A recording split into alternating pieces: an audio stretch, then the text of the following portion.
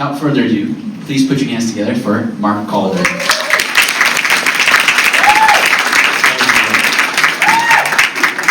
Thank you guys. Thank you guys so much for joining us tonight. So, just my notes coming here. So, if you guys gave your children a device that rewired their brain and shaped their identity and disrupted their sleep and influenced every relationship in their life, you probably do want to understand it, right?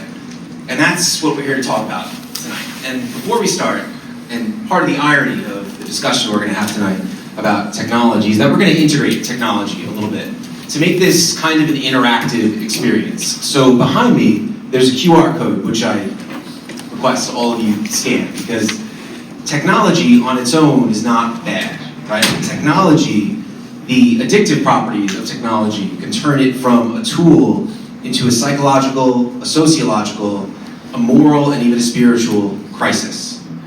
And so that, I'm sorry, let's go to the next one. There we go. This is called an app called Mentimeter that I haven't used before. So that is going to take you to the first poll question of the night. At what age do you think is most appropriate for kids to be introduced a smartphone? And there's no shame in any answer. The goal really is just to get some data for our talk tonight. But as you put your answers, I just want to tell you a quick story about sort of what represented the deeply concerning aha moment for me.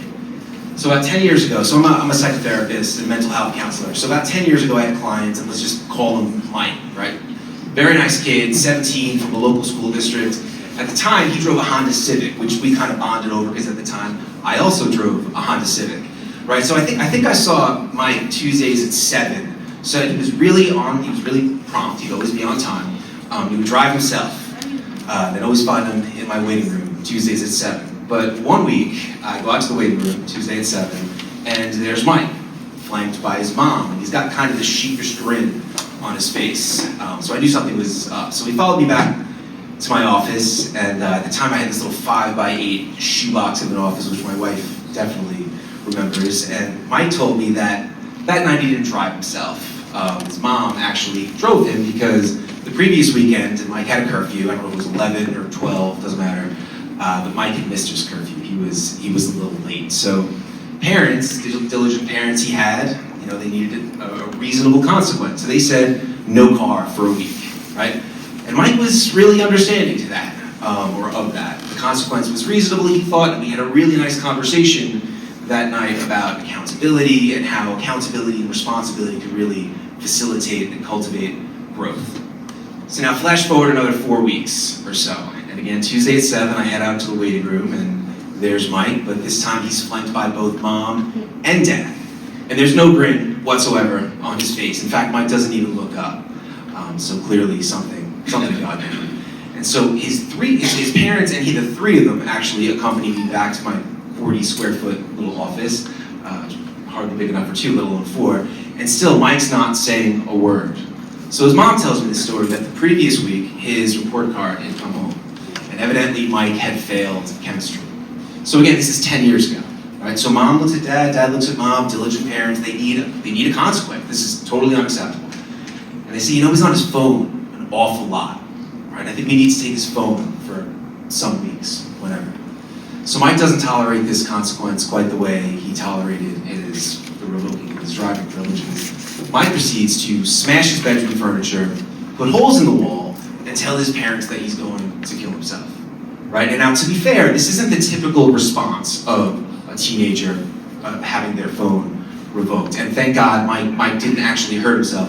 But what this did represent to me, and the point of this story, is that it became blatantly obvious in that moment in 2016 that the contingencies, the incentive structure, and even the environment for these kids had changed drastically from anything any of us had experienced before. And that brings us to our talk tonight. So just taking a look at the data, and we're all skewing older, which is good. We're going to talk more about that. And we're going to talk about what we're going to do with this data at the end of the talk tonight. But let me just run through our agenda.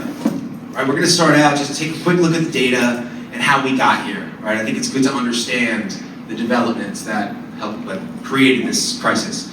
How and why smartphones hit developing brains differently, We're going to talk about dopamine and reward learning, identity and emotional stability at this age. And then we're going to talk about the good stuff, Christian theology and how community can be a corrective force to this crisis. We're going to talk about practical strategies for families and a school community.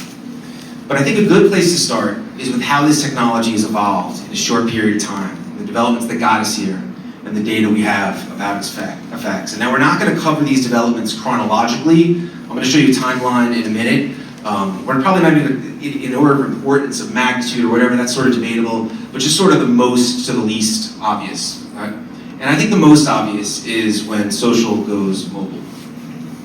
And chances are everyone in this room remembers a time when MySpace or Facebook in its early iterations was desktop or laptop only, right? And further, socialization and feedback was a place you went, but now it's something we carry, right? Now the social world follows us and our kids into the bedroom, onto the bus, to the dinner table, it's everywhere, in the bathroom. So the social world follows this is why so many conflicts feel like we're taking away their social life and not just a device. And the next shift, and I personally think this is the most insidious of all of them, is that the like button is introduced. Right? And I think it's safe to say that everyone in this room likes being liked, right? It's kind of a universal preference. But before the like button was introduced, approval was something we felt. But now it's something we count. Now it's quantified, comparable. And now kids can rank themselves without saying a word. External validation, performance, and comparison just become completely frictionless.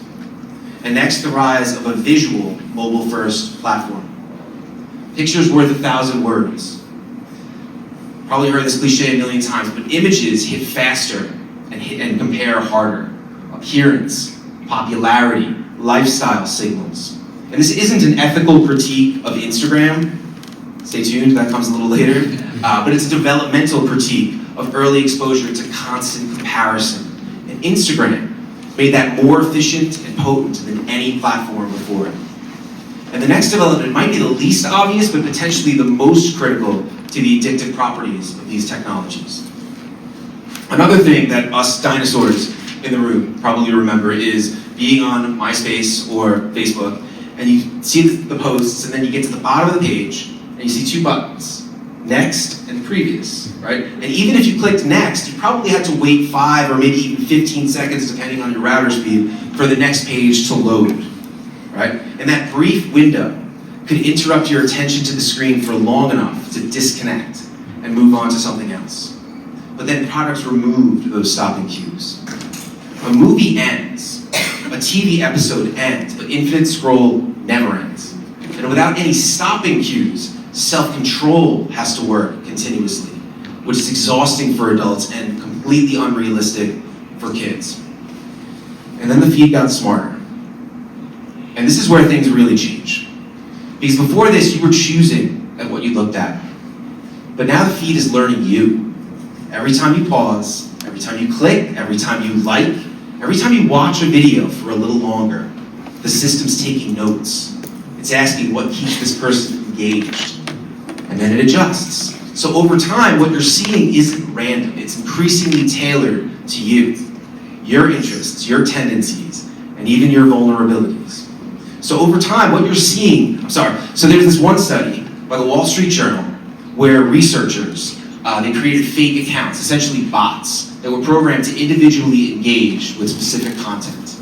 So one bot would be programmed to engage with content about sports, and another about music or fashion or whatever, right? And if you've ever created any of these accounts before, you probably went through the step where you had to select your personal interests so that the feed could immediately start curating to you. But these bots skipped that step because the goal of the study was to identify how quickly the algorithm was going to be able to identify your interests. And what they found was in as little as 26 minutes, TikTok was able to identify with over a 90% degree of certainty what the bots were into. So that's the environment our kids are stepping into. So it's not just a lot of content, it's that the content is getting better and better at holding their attention, which means it becomes much harder to step away unless there's boundaries outside the system itself. So here's the timeline I promised.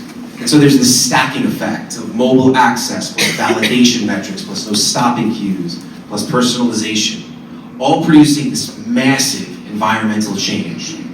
And when a massive environmental change happens quickly, we should expect a population level effect. And let's take a look at the effects. This is from the CDC. And this is the gradual change over 30 years. Persistent sadness and hopelessness is a survey indicator used as a depression proxy.